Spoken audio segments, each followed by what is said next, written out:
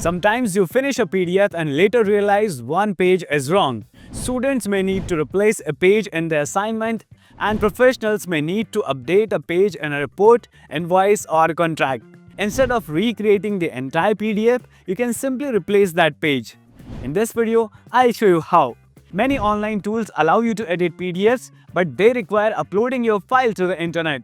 For better privacy and safety, we'll use an offline tool called SysSuite PDF Editor. Your PDF stays on your computer and nothing is uploaded online.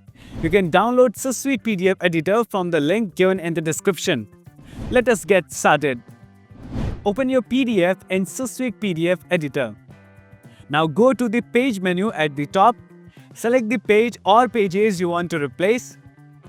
Once selected, click on the Replace button. A new window will open asking you to choose a PDF file. Click Browse and select the PDF that contains the page you want to use as the replacement. Now confirm the pages to replace and the replacement pages.